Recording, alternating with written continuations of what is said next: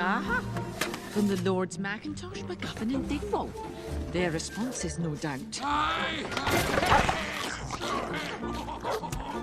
Stay out of my food, you greedy mongrels. Ooh, I can cook that. Those ice buns look fantastic. No wonder Hamish, Hubert, and Harris are always trying to steal them. Start by combining yeast activated in warm milk with flour, eggs, butter, sugar, salt, and vanilla. Pop on the dough hook and slowly mix the ingredients until a thick and sticky dough ball comes together.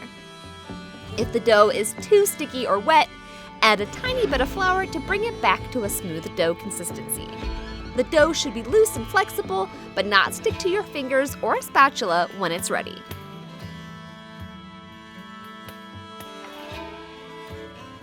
Scrape the dough from the sides of the bowl and form it into a ball shape. Cover the dough with a damp cloth and allow it to rise until doubled in size. Once the dough is nice and puffed up, we can punch it back down, which honestly might just be the most satisfying thing ever. Lightly knead the dough on a floured surface and roll it out into a long log shape.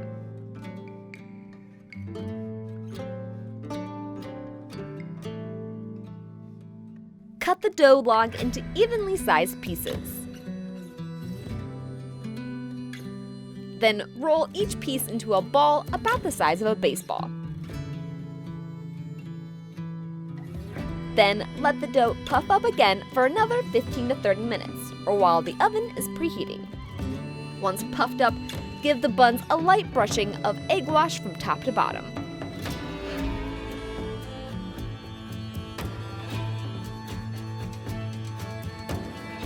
Bake the buns until golden brown, or about 15 to 20 minutes. Then let the buns cool completely overnight. Once the buns have cooled, prepare the honey icing by combining powdered sugar with warmed honey and room temperature butter. Use a hand mixer to combine the ingredients until crumbly, then slowly start adding in the milk a tiny bit at a time, blending after each addition until a smooth frosting comes together. This feels like it's not going to work, but just trust the process. Keep slowly adding milk until the frosting reaches the consistency kinda similar to Elmer's glue, as appetizing as that sounds.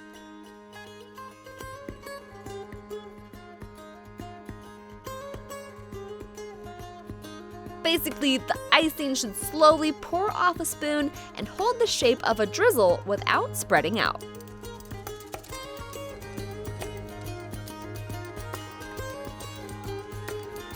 When ready to assemble, grab some glacé cherries, which are drier and more firm than their maraschino counterparts. Then spread or drizzle a bit of frosting onto each golden bun and place a single glacé cherry on top of each bun.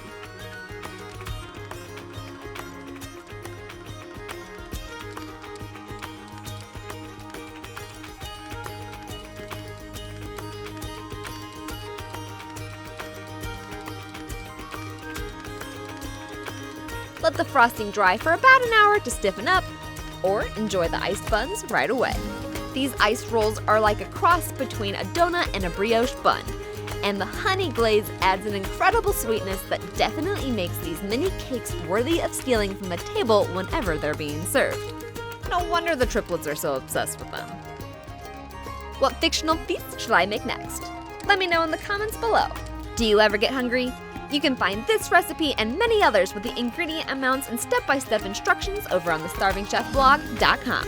If you liked this recipe, don't forget to flip that sub button and ring the dinner bell so you can be notified of my latest recipes and foodie adventures that I post every week. I hope you all enjoyed, and I'll see you in the next episode.